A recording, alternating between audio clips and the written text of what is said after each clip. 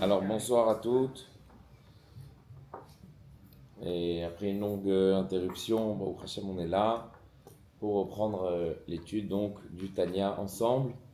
On était sur donc le chapitre 20, chapitre qui est très important et fondamental puisqu'on on va apprendre ensemble un nouveau concept qu'on n'avait pas vu avant et qu'on va un petit peu partager ensemble, qui s'appelle l'Achdut Hashem, l'unité de Dieu. Alors dans Achdut Hashem, dans l'unité de Dieu, c'est pas l'unicité de Dieu, c'est l'unité de Dieu. On va un petit peu expliquer cette idée-là. On est dans le 20e chapitre, on va aussi un petit peu déborder sur le 21e, mais c'est un chapitre qui est très très important, donc il faut s'accrocher pour essayer un petit peu de comprendre cette notion-là. Pourquoi finalement on voudrait comprendre l'unité de Dieu? L'unité de Dieu, c'est dire que finalement, le bon Dieu est partout le même. Il n'a pas changé avant la création du monde, après la création du monde, ça ne lui a rien fait. Et par rapport même, entre guillemets, aux spectateurs que nous sommes du monde, on aurait quelques questions à se poser finalement sur le bon Dieu. Qu'en est-il d'Hachem? Quand est-ce qu'il se dévoile? Quand est-ce qu'il apparaît? Quand est-ce qu'il se prononce? Quand est-ce qu'il œuvre? Et tout ça, en fait, finalement, ça rentre dans le concept de l'unité d'Hachem. Il n'y a rien d'autre, aucune autre existence, à part l'existence du bon Dieu dans tout le monde entier, dans toutes les œuvres, dans tous les objets, dans toutes les choses, dans le monde entier.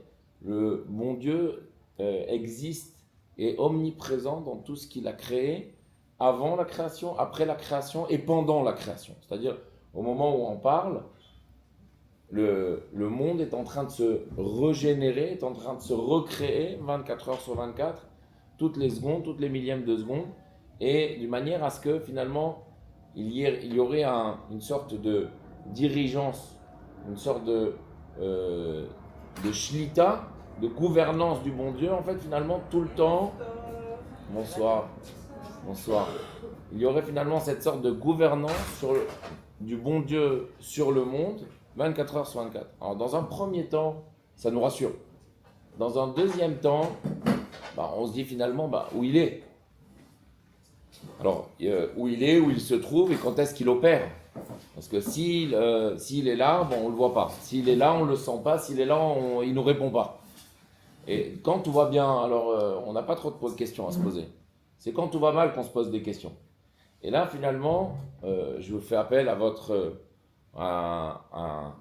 la foi qu'on peut avoir, à la confiance en Dieu qu'on peut avoir, mais on est là pour la travailler, on est là pour la comprendre, on est là pour avancer finalement dans cette idée-là, l'unité de Dieu. Alors, donner un exemple,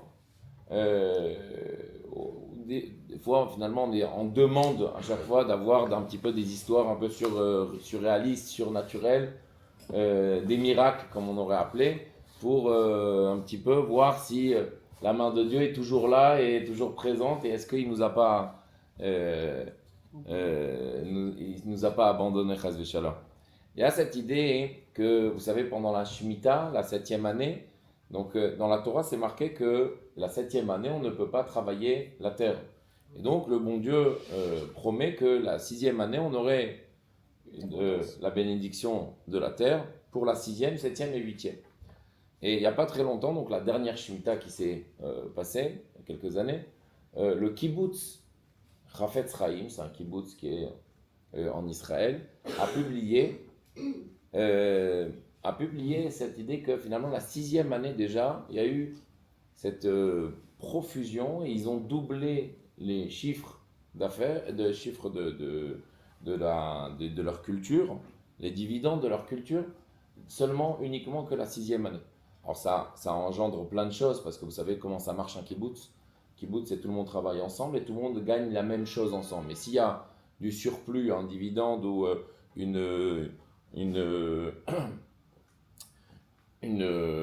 beaucoup plus de dividendes que dans le kibbutz, alors finalement tout le monde gagne dans cette affaire-là. Et donc ça a engendré finalement que tout le monde était content, mais ça a été publié. Ça a été publié que la 6e année finalement, ils ont ils ont fait x2 dans les cultures de tout le kibbutz. Alors, quand on se pose ces questions, ça c'était quelque chose qui a été publié dans les télévisions et tout ça. Et finalement, quand on fait pause un petit peu sur cet article-là, on comprend que il y a quelque chose qui est un petit peu plus grand que euh, notre perception des choses et notre manière de voir la nature, de voir le monde. Alors, d'une manière générale, comment on voit le monde, c'est que il faut se lever le matin, il faut aller travailler. Ce travail que je fais me permet de survivre.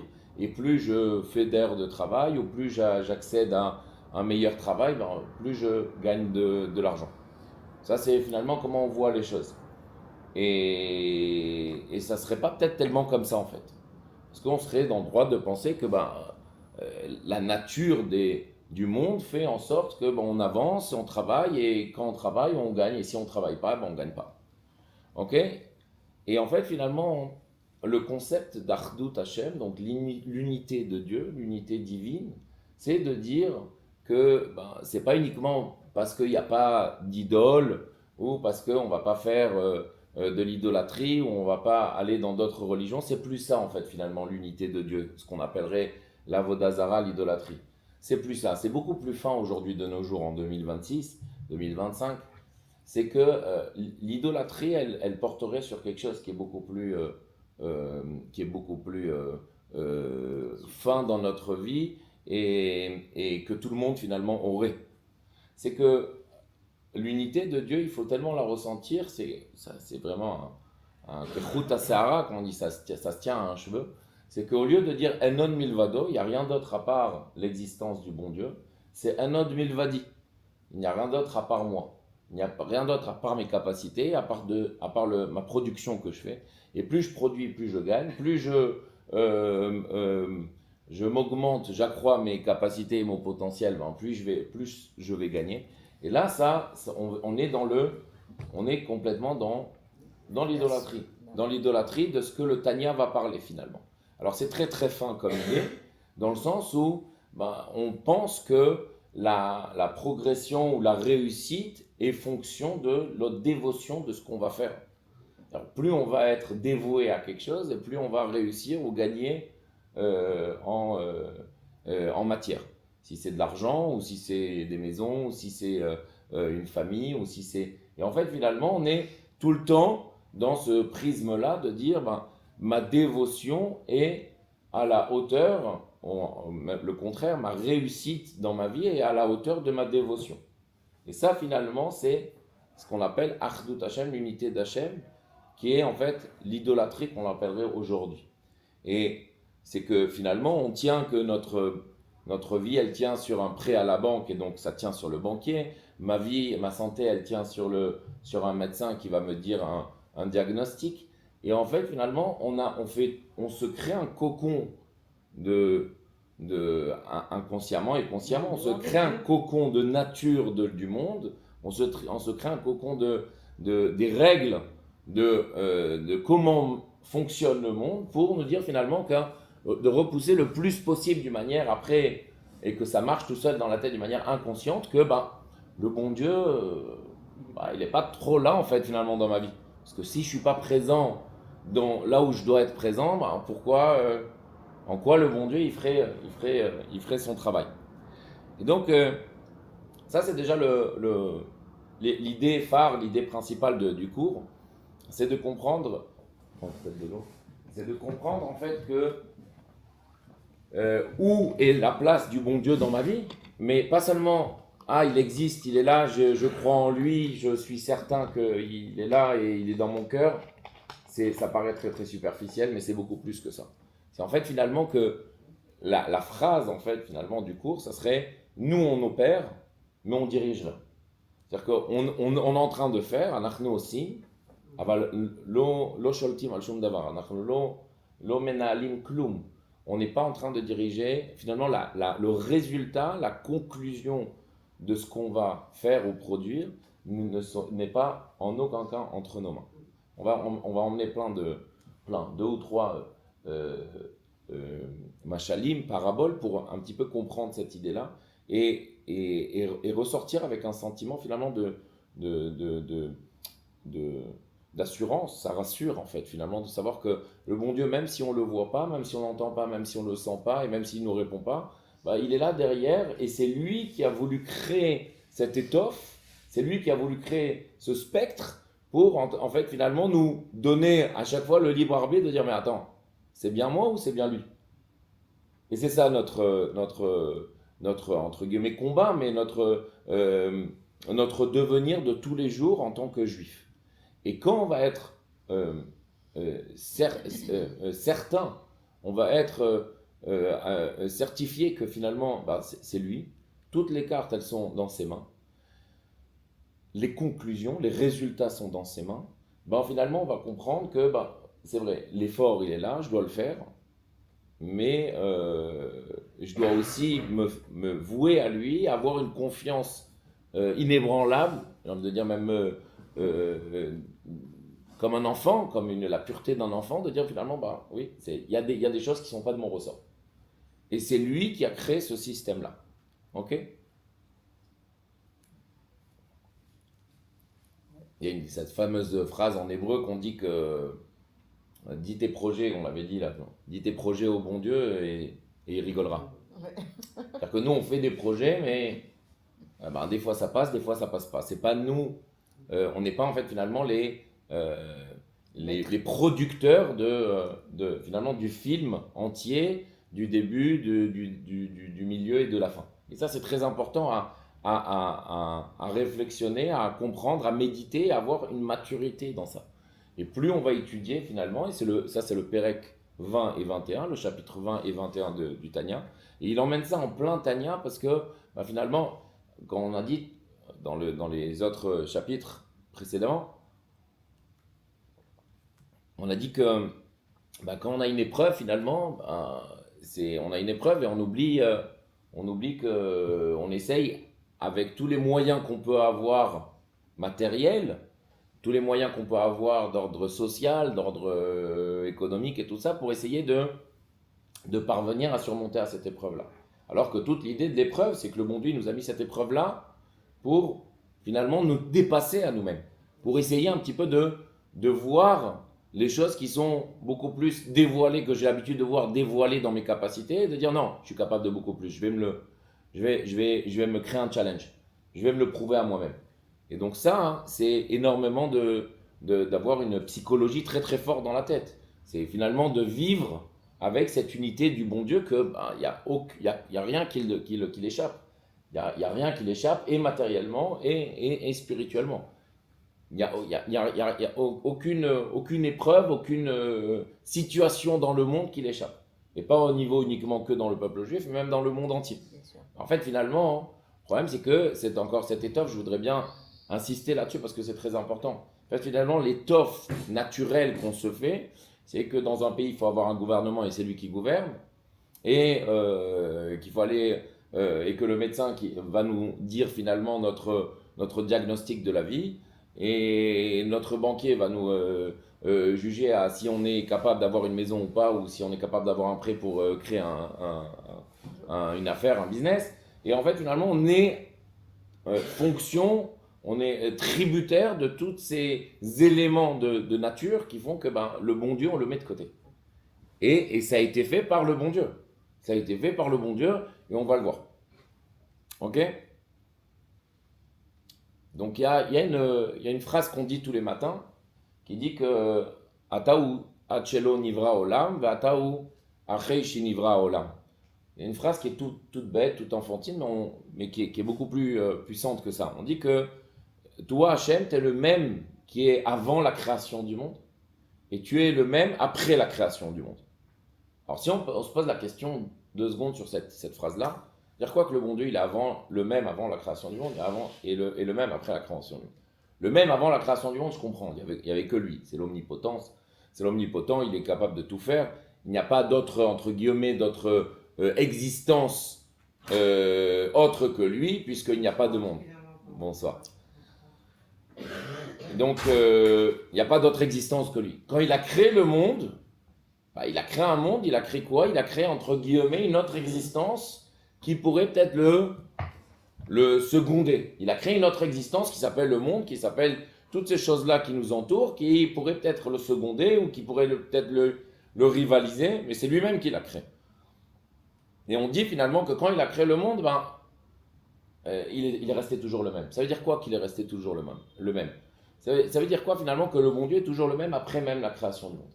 Et ça, c'est une question qu'on se pose. La première question qu'on va se poser, c'est finalement, qu'est-ce que ça veut dire que le bon Dieu, il est avant la création, après la création? Ça veut dire quoi? Ça l'a pas touché, c'est insignifiant par rapport à lui, ça a un poids, mais c'est très insignifiant, donc il est toujours le même. Qu'est-ce que ça veut dire? La deuxième chose, c'est que finalement, si le monde n'est rien, puisqu'il est toujours le même, ok, ça veut dire dans l'idée en fait, et que le monde entre guillemets, il est un petit peu ménougade, il va un petit peu à l'encontre de la volonté de Dieu. Quelqu'un qui aspire à réussir dans le monde, il va devoir avoir une vie qui tend plus vers la contradiction à ce que la Torah demande plutôt que à être religieux orthodoxe et être Elon Musk. Il y a vraiment une contradiction entre ce que le monde propose et ce que le bon Dieu propose dans la Torah. Nous, on est des juifs, donc on voudrait savoir ce que finalement le bon Dieu il attend de nous dans ce monde-ci. Si le monde, en fait, finalement, c'est comme vous savez, une vitre teintée où on ne voit pas la divinité, on se dit, ça y est, le bon Dieu, on ne le voit pas, on va pousser, je prie, mais ça n'arrive pas. Donc, on va faire avec ce qu'on voit finalement. Donc, on fait avec le monde. Donc, on est tributaire de ce monde-ci. Et donc, on voudrait un petit peu comprendre comment, nous, dans notre vie, malgré le fait qu'on ne voit pas, comment on peut arriver au bon Dieu et comment on peut arriver à s'attacher finalement à quelque chose de vrai, de émettre, de ce qui est Akadosh Baruch Hu, dans ce qu'il représente et dans son œuvre, et quelle est ma place dans tout ça. C'est pas un être humain, Comment? Il est éternel, lui. Ah oui. Alors ça qu'il est éternel, c'est vrai qu'il est éternel, mais à moi ça me sert à rien. Non, mais c'est pas un être humain. Pourquoi ça me sert à rien à moi qu'il soit éternel? Ça me sert que je sais que tout ce que... Quand vous arrivez chez le médecin ou chez le banquier, vous dites pas au banquier, vous savez, de toute façon je m'en fous de ce que vous dites parce que le bon Dieu il est infini, il est éternel. Et ce que vous allez dire, c'est lui qui l'a décidé. Quand vous allez vous demander un prêt chez le banquier pour votre future maison, vous allez avoir tous les arguments possibles pour essayer de le charmer, pour essayer d'en tirer le plus possible, d'avoir les plus belles conditions, les plus belles les plus beaux arguments, les plus belles choses qu'il peut vous donner, encore et encore et encore. Et en fait, finalement, on perd le bon Dieu dans ce genre de situation. Quand on est chez le médecin et que Chas v'Shalom, lo alenu, il y a quelque chose qui ne va pas, on ne dit pas, mais c'est le bon Dieu qui veut. Et si le bon Dieu il nous a envoyé cette épreuve-là, il peut nous l'enlever comme il nous l'a donné.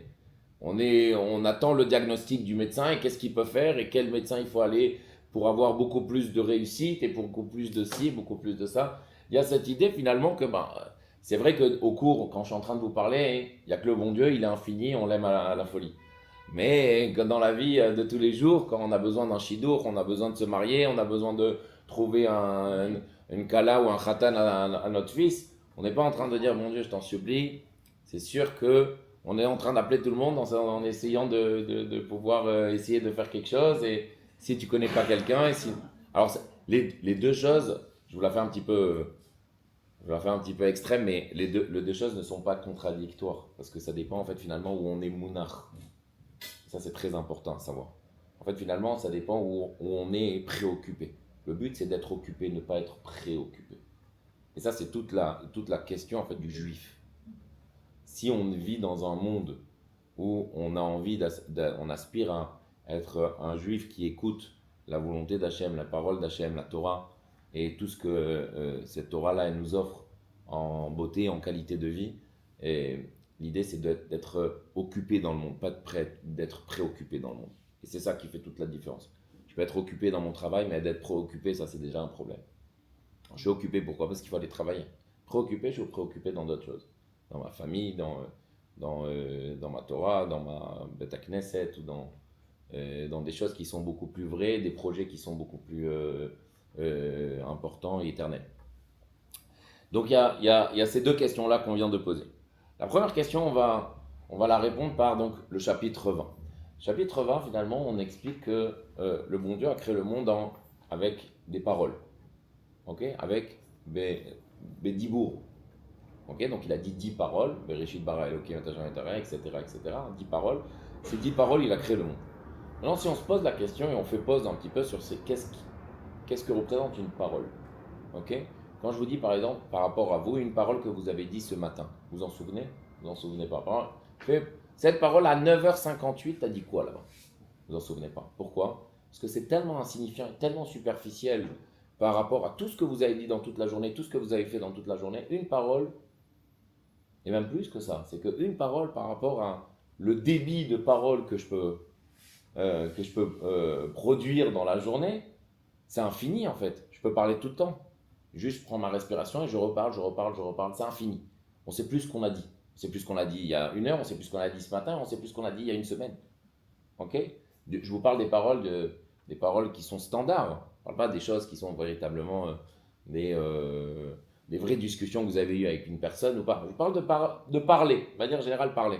Parler, c'est insignifiant. Par rapport à toute ma parole que je peux donner dans une journée, c'est une seule parole, c'est vraiment, vraiment, vraiment insignifiant. Et par rapport à ma pensée que je peux avoir, alors c'est encore plus insignifiant que ça. Pourquoi? Parce que la parole, pourquoi elle a été créée? Pour autrui. Si je suis dans une cage toute seule, je ne vais pas parler. Si je parle, ça veut dire que j'ai un autre problème. Mais l'idée de la parole, c'est pour autrui, c'est pour me faire comprendre et pour faire passer un message à autrui. Donc parler, en fait, finalement, c'est très superficiel, c'est pour autrui, c'est du domaine de la propriété de quelqu'un d'autre. Donc je parle pour m'exprimer, à quelqu'un. Penser, ça m'appartient que à moi-même. Personne ne sait ce que je pense. C'est mon jardin secret, c'est mon jardin privé, c'est très très très profond, c'est très très privé, intime. La pensée, finalement, on est en train de penser toute la journée, 24 heures sur 24, et ça ne s'arrête jamais, même quand on dort. Parler, on peut s'arrêter de parler. On peut respirer et reprendre. Donc il y a ces moments où on ne parle pas. Quand on est tout seul, on ne parle pas. Donc, alors que penser, non, on pense tout le temps. Donc, imaginez-vous, une seule parole par rapport à tout ce qu'on pourrait parler, c'est vraiment insignifiant. Une parole par rapport à toutes nos pensées, c'est le ciel et la terre. Et imaginez-vous, le bon Dieu, il a créé ce monde-ci en 6 jours. De suite, on va revenir en 6 jours, à ces 6 jours-là. Il a créé le monde par la parole. Alors imaginez-vous pour nous, tout ce qu'on vient de dire par rapport à notre parole à nous, limitée, humaine et individuelle. Imaginez-vous la parole du bon Dieu. Le bon Dieu, il n'a pas créé matériellement quelque chose, il a juste parlé, ça s'est créé matériellement. Non, pour créer une bouteille ou pour créer un verre, qu'est-ce qu'on fait? Il faut parler et le confectionner, le faire de notre main. Pour le bon Dieu, non. La pensée, parole et action, c'est une seule phase, c'est une seule étape. Alors quand lui il parle, quand le bon Dieu il a créé, c'est pour vous dire en fait finalement combien ce monde il est tellement insignifiant par rapport au bon Dieu. Quand lui il a parlé 10 paroles. On va pas rentrer dans ça pourquoi 10 c'est pas une. Mais pour vous dire finalement que c'est une parole chez le bon Dieu, ça a créé quelque chose, ça a créé un monde. Alors imaginez-vous le bon Dieu combien il peut parler et que c'est infini puisque lui véritablement il est infini pour le coup. Il est omnipotent, il est infini, il est irrationnel, il est surnaturel. Il est au-delà du temps et de l'espace. Donc une parole pour mon Dieu, c'est véritablement insignifiant par rapport à toutes les capacités infinies que le bon Dieu il peut avoir. Mais le bon Dieu, il a créé en 10 paroles ce monde-ci. Et il a créé en 6 jours. Qu'est-ce qu'on fait en 6 jours? À peine si on fait 2-3 bricoles, 2-3 choses, mais c'est vraiment, pour nous-mêmes, c'est rien. Pour le bon Dieu, 6 jours, c'était vraiment une fraction de secondes. Donc en fait, finalement, pour vous dire que la parole est tellement, tellement, tellement insignifiante pour Hachem que ce monde-ci, je ne parle pas du peuple juif, je ne parle pas de la Torah, je ne parle pas de notre but à nous dans le monde. Je parle du monde matériel, de la nature qu'il a créée. Elle est même insignifiante, c'est déjà un niveau. Ça n'a aucune valeur aux yeux d'Hachem. Je suis sûr que vous avez des questions, mais alors pourquoi il a créé le monde? C'est pas ça le sujet. Je vous parle ici d'une situation, d'un fait que, aux yeux du bon Dieu, le monde n'a aucune signification. Il n'est même pas à une. Il n'est pas tofes makom, comme on dit en hébreu. il n'a aucune place dans la vie d'Hachem ou dans ce que le bon Dieu il peut représenter dans son infinité. Imaginez-vous si vous avez, une parabole, juste que pour vous compreniez, mais même la parabole, elle est matérielle, et là on parle du Vous avez dit spirituel. le bon Dieu, il n'a pas de place dans la vie d'Hachem. Non, il dit le monde n'a aucune place Ah, dans la vie du bon Dieu. C'est comme si on mettait une mouche maintenant dans un palais immense du roi. On la voit même pas, elle prend même pas de place, et une mouche dans un palais immense, immense. Il n'y a rien de. C'est pas qu'il y a une mouche que ça a fait que ça a détérioré la présence du roi ou ça a détérioré quelque chose dans le roi. Non, il y a rien qui a changé chez le bon Dieu finalement. Et ça, c'est très important à comprendre que avant la création du monde et après la création du monde, chez le bon Dieu, ça n'a rien fait. Rien fait du tout, c'est toujours le même. Ok, c'est toujours le même. Et donc, en fait, finalement, on s'aperçoit que le bon Dieu, il est autant infini avant que infini après. Il Ok. est partout. Hein? Et il est partout. Et il est partout. Et une deuxième chose qu'il faudrait un petit peu accentuer, c'est que non seulement c'est pas qu'il a créé le monde et qu'il est parti et merci au revoir, comme certains peuvent le penser, et il y a des pensées comme ça même dans la Torah, c'est que finalement quand il crée le monde, il le recrée depuis 5786 ans, il le recrée chaque instant de la création, il recrée le monde de nouveau, de manière, et ça on rentre finalement vraiment dans les notions de Chassidut et de Kabbalah, c'est qu'en fait finalement pourquoi le bon Dieu crée le monde chaque instant, et pas comme finalement un artiste qui va créer un objet ou une sculpture où finalement il a créé en une fois, et merci, terminé. Il a créé et c'est fini. Il n'a pas besoin de la recréer chaque instant. Il a créé une fois et c'est fini. Pourquoi? Parce que ici on parle d'un artiste on parle d'une création qui est du matériel au matériel. Ici la création du monde, elle ne venait de rien, de l'inexistant à l'existant. C'est-à-dire qu'avant le monde, il n'y avait rien du tout. Et quand le monde a été créé, il y a eu une existence qui était matérielle. Et donc en fait finalement, dans Chassidut, c'est expliqué que ce phénomène-là, il a un nom. C'est ex nihilo, de l'inexistant à l'existant. Et de l'inexistant à l'existant, le bon Dieu, il est, entre guillemets, obligé de recréer ce monde-ci 24 heures sur 24, pas parce que, s'il ne recrée pas, alors ça s'effondre. C'est parce qu'en fait, finalement, pour nous faire comprendre à nous-mêmes, et c'est uniquement que pour ça, c'est pour que le juif ait une compréhension du fait qu'on dépend de la parole, de l'œuvre d'Akadosh Baruch Hu. Et que s'il arrêtait de créer ce monde-ci, ce monde reviendrait complètement à néant comme s'il n'avait jamais existé. C'est-à-dire qu'il n'y aurait eu aucun souvenir de ce monde-ci. C'est comme si par exemple je lève, on l'avait déjà fait ça une fois, c'est comme si par exemple, vous me voyez tous, là je suis en train de lever le stylo. Ok, vous avez vu que j'ai levé le stylo. Il y a quelqu'un maintenant, une femme qui va rentrer au cours et qui va s'asseoir. Est-ce qu'elle a une preuve qu'il y a 2 secondes j'ai levé le stylo? Aucune preuve. Pourquoi? Parce que c'est un fait qui a été pas gravé dans la matérialité, mais c'est un fait qui a été dans l'air et que finalement il n'y a pas de souvenir de ça. La même chose pour le bon Dieu. Si Chazvé Shalom, le monde s'arrêtait finalement de servir le bon Dieu, d'étudier la Torah, et c'est une des raisons finalement pourquoi il y a des faisceaux horaires différents dans le monde, c'est que pour avoir ce turnover de Torah et de volonté de divine qui est fait dans le monde pour que le souffle divin ne s'éteint jamais dans ce monde-ci. Ok, jusque-là c'est bon? Donc le monde, a été fait en une seule parole, et cette parole-là, c'est une parole qui est tellement insignifiante par rapport au bon Dieu.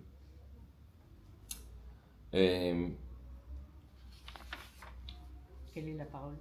Quoi? Les 10 paroles que le bon Dieu a créé le monde. Bereshit, bara Elokim, Tashamayim, Tacharetz, et les autres. Plusieurs paroles d'abord. 10. Ok? La deuxième question qu'on avait posée finalement, c'est est-ce que le monde est un obstacle entre nous, entre Hachem et nous? Est-ce que le monde est un obstacle entre Hachem? Est-ce que le fait maintenant de se réaliser, de se développer dans ce monde-ci en tant que juif, provoque un obstacle entre le Tout-Puissant, le maître des rois des rois, le créateur de ce monde-ci, et nous-mêmes? Non. Alors, Ben non. on va le développer. Donc en fait, finalement, là, hein, il y a une deuxième chose qu'il faut comprendre. On va prendre la parabole, on va prendre l'image d'un petit enfant que son père l'a mis dans une sorte de pièce où toutes les vitres sont teintées. Donc l'enfant, il est dans cette pièce-là et il essaye, donc il ne voit pas à travers. Mais le père, lui, de son côté, c'est pas teinté, donc il voit l'enfant. Donc en fait, finalement, l'enfant, il est en train tout le temps de chercher son père, d'essayer de voir une ombre, un mouvement, un geste, quelque chose à travers la vitre qui va faire que, il va voir son père. Mais il voit rien. Et il peut rien voir. Et le père, lui, derrière, finalement, a créé tout cet espace et toute cette... et toute cette... il a manigancé toute cette situation-là pour en fait finalement voir que le fils il ne peut pas regarder, mais le père il regarde. Ben, c'est un petit peu ça le monde. Le monde en fait, c'est nous dire que le bon Dieu, quand il a créé le monde, il a créé ce monde qui est voulu pour ne pas voir de divinité. Il a créé ce monde voulu pour avoir tout le temps, toute la journée, un libre arbitre. À savoir quel chemin je vais prendre, quelle décision je vais prendre, quel choix je vais prendre. Quand je prends mon téléphone, quel mot je vais dire, quelle phrase va faire que la discussion ou se marier avec un juif et un non-juif, quel travail faire, quoi dire, quoi faire, tout dépend de notre libre arbitre. Tout dépend de notre libre arbitre. On me dit, mais alors pourquoi le bon Dieu il a fait ça? Le bon Dieu il a fait ça, il faut savoir déjà que c'est voulu. Pourquoi c'est voulu? Le but étant que, à travers ce Esther, comme on dit, à travers ce voilement, le but étant, vous allez me dire que c'est un petit peu vache. Non, c'est ça tout le but. C'est que le but étant, c'est que le juif, quand il se développe dans ce monde-ci, il doit en continuité, en continu, chercher la divinité dans sa vie. Parce que tout le temps qu'il cherche la divinité dans sa vie, en fait, finalement, il donne un repère et il donne un but à sa vie. Finalement, il donne une sorte d'histoire à tout son environnement de juif. Chose que si on arrête de chercher la divinité dans notre vie, en fait, finalement, on vient prendre le côté du monde et de la nature et de dépendre finalement que du naturel et que du rationnel. En fait, finalement, plus on va tendre vers le monde, on va tendre vers le rationnel, plus on va tendre vers le bon Dieu, et plus notre vie, finalement, et notre psychologie de voir les choses, elle va tendre vers l'irrationnel. Elle va tendre vers, je m'en tiens à ce que le bon Dieu il veut, à la dirigeance, à la direction du bon Dieu. Ok? Et donc en fait finalement le bon Dieu qui met à Choréa Massar, comme on dit, qui est derrière l'écran, derrière cet écran, il est en train, puisque c'est une sorte d'épreuve, on va dire, il est derrière l'écran, donc lui rien été bougé chez lui, il n'y a rien qui a changé chez lui. Tout le but, c'est de finalement, ce juif-là, quand on est en train de grandir et de se développer dans ce monde-ci, de chercher au maximum la divinité dans ma vie, de chercher au maximum la volonté divine dans ma vie, de chercher au maximum d'opérer dans ce monde, de vivre dans ce monde-ci naturel et matériel et rationnel, mais en fait finalement d'être une lumière irrationnelle dans ce monde-ci qui est rationnel. Et ça, c'est à travers la volonté divine, c'est à travers les mitzvot, les 613 mitzvot, c'est à travers l'étude de la Torah, c'est à travers tout ce que je vais faire comme projet divin. Ok? Et il y a un très très beau mashal, très belle parabole qui illustre ce qu'on est en train de dire. C'est un petit peu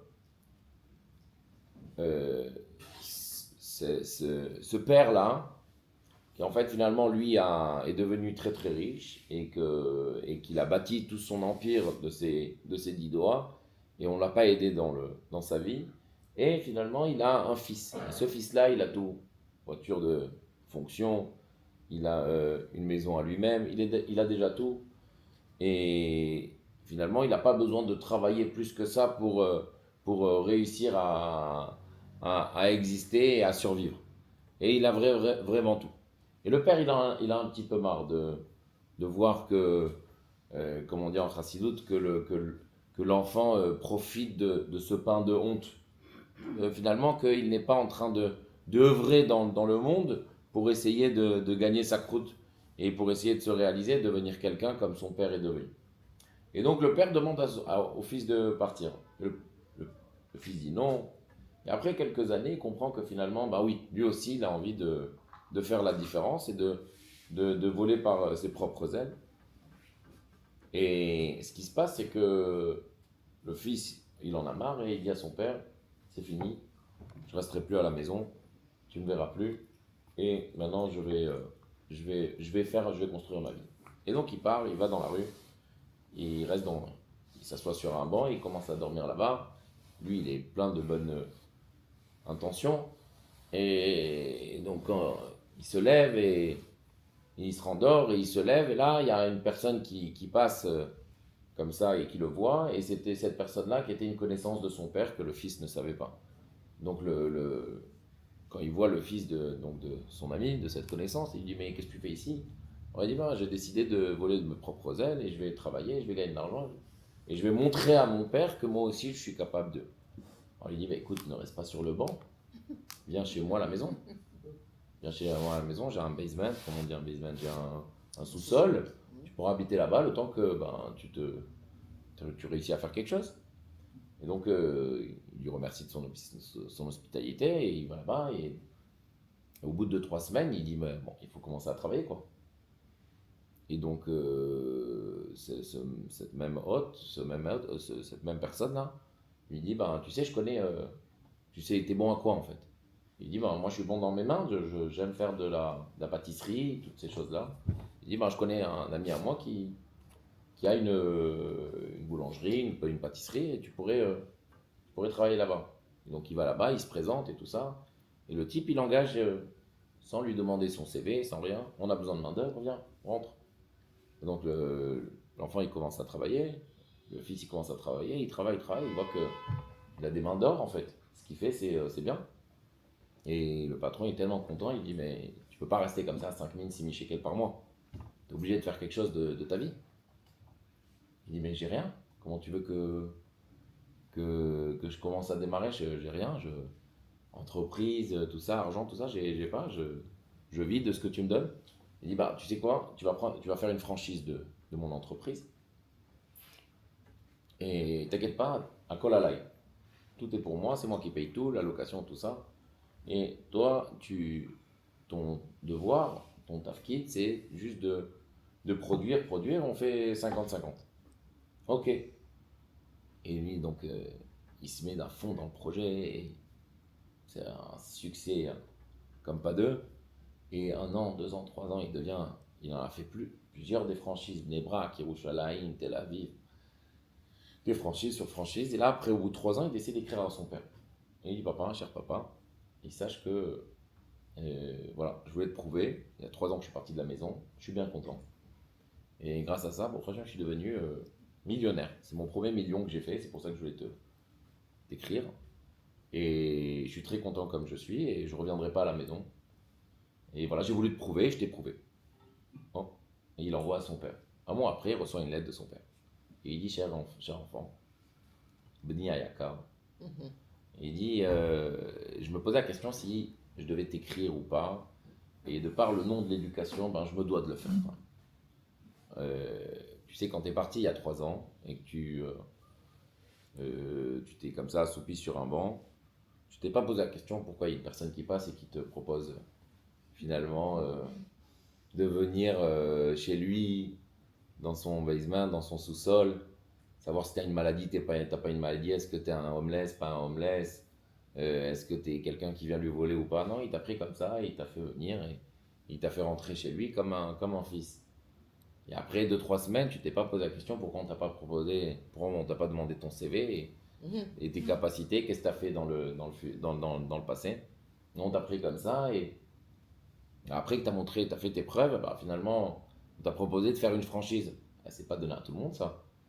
Quand on veut faire une franchise, bah, il faut avoir un pécule, il faut avoir quelque chose pour y parvenir. Et là, de suite, ton propriétaire, ton ménaël, ton boss, il te dit bah non, à quoi la lie, tout est pour moi, on fait nous 50-50. Et je voulais que tu saches que pendant 3 ans, c'est moi qui ai payé ton salaire, c'est moi qui ai payé la franchise, c'est moi qui ai payé les locations, c'est moi qui ai. Et en fait, finalement, je voulais te dire aussi que pendant les 3 ans, ben, si on fait Compte. tout le compte de tout ce que j'ai investi pour toi, ben, on arrive à 1 million. Exactement, on arrive à 1 million.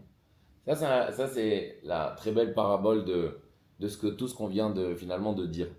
C'est que quand on est dans le monde, en fait, finalement, plus on va rentrer dans le monde, plus on va rentrer dans la nature des choses, et plus on est confronté à ce que, ben, est-ce que le monde, il me dirige, ou est-ce que c'est moi qui dirige le monde, mais le moi, hein, c'est pas moi, ma personnalité, mon existence, ma réalité, c'est le moi, hein, un juif qui dépend d'Akadosh Baruch. Et, et on comprend, en fait, finalement, que si on prend le parti du monde et qu'on rentre dans la nature des choses, ben on s'aperçoit que, ben, ah oui, lui, il m'a pris, mais en fait, finalement, c'est grâce à mes capacités, c'est grâce à mon CV, c'est grâce à mes talents, c'est grâce à ma chorma, c'est grâce à mon intelligence. Et tout est grâce à moi, en fait. Un autre milvadi, il n'y a rien d'autre à part moi, et à part je suis, et à part j'existe, et on peut prendre ça. En fait, finalement, on s'aperçoit qu'après 10 ans, après 15 ans, on se retrouve dans un cours de Torah, on fait un petit peu de tchouva, et on se dit, mais attends, si c'était pas lui, ça aurait été un autre. Et pourquoi ça a été lui? C'est parce que, en fait, le bon Dieu, il m'a aidé là-dessus. Bien sûr. C'est-à-dire que le bon Dieu, il était là, omniprésent, en train de me dire, bah, lui, oui, je vais lui faire ça, je vais lui faire ça, je vais lui faire ça. Et aussi dans le bien et dans le moins bien, mais le bon Dieu, il est là, 24 ans sur 24. Il est là, il nous regarde comme un sorte de théâtre de marionnettes. Ouais. C'est-à-dire qu'en fait, finalement, quand on est spectateur, ben, on voit les marionnettes qui bougent un peu tout seuls, et on pose pas la question, mais attends, il y a vraiment qu'elles sont vraiment vraies, en fait, ces marionnettes-là. Et non, en haut, il y a je sais pas comment on dit ça en français, hein, le marionnettiste qui vient et qui bouge les marionnettes et qui fait tout le spectacle. Et donc, en fait, en tant que spectateur, plus on va regarder des spectacles de marionnettes et plus on va être plongé, en fait, finalement, dans cette réalité de marionnettes que bah, y a un gouvernement, il y a un médecin, il y a un banquier, il y a un boss, il y a mon travail, et il y a ma voiture, et il y a tout ce qui est, en fait, et on est submergé par les règles du monde et de la nature du monde qui fait que, ben, c'est vrai, le système me fait m'éloigner du bon Dieu, me fait m'éloigner d'Hachem. Et quand on reprend un petit peu la vraie perspective, la vraie prise de conscience, ben oui, ce n'est qu'un théâtre de marionnettes. Ce n'est que finalement l'unité d'Hachem qui se trouve partout, 24 heures sur 24 pour tout le monde, même pour la plus petite fourmi qui est là et qui est insignifiante au monde, aux yeux des êtres humains, mais même elle est dirigée par le Tout-Puissant. Et là, cette idée, elle est très, très importante. Ça, c'est la deuxième partie du chapitre 21. Cette idée est très importante, en fait, finalement, pour dire que la nature, c'est la force divine d'Hachem. Et cette nature-là, la nature, comment on dit nature en hébreu? Ateva. Ateva. Ateva, c'est la valeur numérique du nom de Dieu Elohim, 86. Donc la nature, elle est dirigée par le bon Dieu. Le bon Dieu a créé la nature comment? Avec le nom Elohim, avec le nom Bereshit Bara Elohim. Donc cette nature-là, oui, elle est nature, oui, elle est rationnelle, mais derrière, il y a Elohim, derrière, il y a le bon Dieu. Et ce qui est intéressant de voir aussi, c'est que dans la génération du Maboul, quand Noach il est dans l'arche, dans la Teva, et que bah, le bon Dieu il utilise quel nom pour faire tout ce qu'il a œuvré dans cet épisode-là? Il utilise le nom de Elohim. Alors que dans la génération de Migdal Bavel, la tour de Bavel, il n'utilise plus le nom Elohim, il utilise le nom de Yud Ke Vav Ke, Hachem. Oui, Adonai, qu'on connaît tous. Pourquoi? Il y a cette idée, il y a cette rivalité tout le temps entre Elohim et Hachem. Mais on s'aperçoit que qu'est-ce qu'on dit à Yom Kippour et qu'est-ce qu'on dit pendant les jours les plus importants de l'année, les 10 jours de pénitence? Hachem ou Elohim. Le bon Dieu, c'est la nature. Hachem ou Elohim. Le bon Dieu qu'on ne voit pas, Hachem qu'on ne voit pas, on voit Elohim nous. C'est-à-dire quoi on voit Elohim? On croit qu'on voit Elohim, on voit la nature. Elohim, c'est la nature. Et donc, en fait, finalement, Hachem ou Elohim, le bon Dieu, c'est la nature. Pourquoi le bon Dieu, il se dévoile en tant que Hachem, Adonai, qu'on connaît très bien dans la tour de Babel? La tour de Babel, qu'est-ce qu'ils ont voulu faire? La tour de Babel, c'est très, très, très significatif comme histoire. La tour de Babel, c'est les premiers physiciens ou premiers madaïm, scientifiques, qui ont voulu en fait finalement prendre de cette nature-là, de dire finalement, certes, nous on croit, on est persuadé que le bon Dieu il a créé le monde. Mais ça y est, il a créé le monde, maintenant c'est à nous de prouver que la nature finalement est rationnelle et elle œuvre, elle se développe d'elle-même sans aucune force qui est irrationnelle et divine et surnaturelle. Et donc qu'est-ce qu'ils ont voulu faire dans cette tour de Babel? Ils ont voulu créer eux leur propre pierre, Levana. Ok, ils ont voulu créer leur propre pierre et de cette pierre-là créer une tour. Et cette tour-là, elle va aller où? Jusqu'au ciel. Jusqu'au ciel. Pour aller où? Rivaliser contre le bon Dieu. En fait, toute l'idée de la science, de ces scientifiques de Babel, c'était en fait finalement de prouver que le monde, certes, il y a une œuvre qui est divine et qui est rationnelle de base, mais maintenant, elle est rationnelle. Maintenant, il n'y a plus de divin. Et quand le bon Dieu a vu cette œuvre-là et à cette situation-là, là, il n'a plus utilisé le nom Elohim de la nature, non.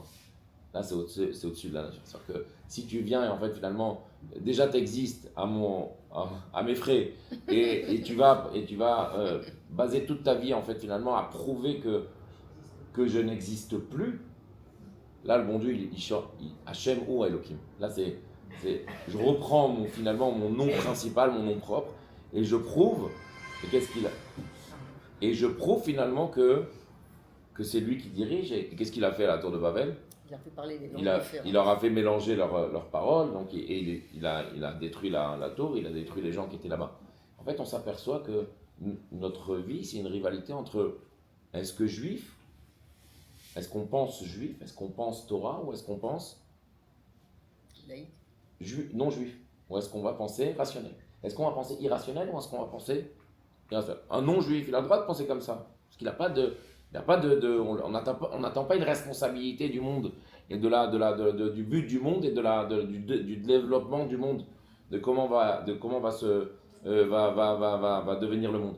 Mais chez un juif, oui, le juif il a la responsabilité du monde entier. S'il y a quelque chose qui se passe mal dans le peuple juif, c'est tout le monde entier qui en prend mal, et vice versa. S'il y a quelque chose de bien qui se passe dans le peuple juif et en Israël, alors, tout le monde en gratitude.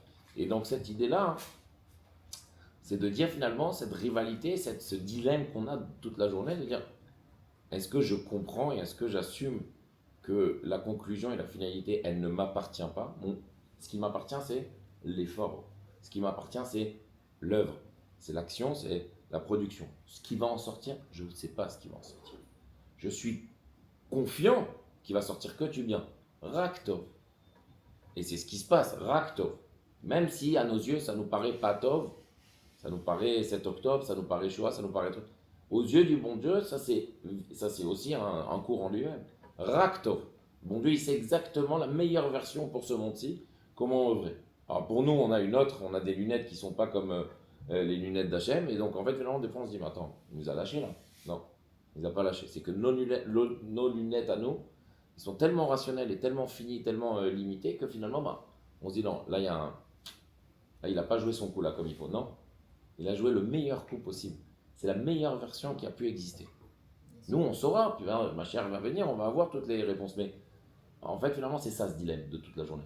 De savoir quelles lunettes mettre. Est-ce que c'est les lunettes du monde rationnel, donc très limitées, avec plein de mal et plein de ou finalement, je m'efforce, avec plein de cours de Torah, avec plein de mitzvot, avec tout ce que je peux faire et produire dans la volonté de Hachem, de remettre les lunettes du bon Dieu et de dire non, Rakto. Maïe, Rakto. Moi, c'est sûr que je dois ouvrir. C'est sûr que je dois me développer et faire ce que je dois faire et avoir. Mais, Yirak Tov, la conclusion ne m'appartient pas. C'est idéal. Même quand il y a des... Chazak.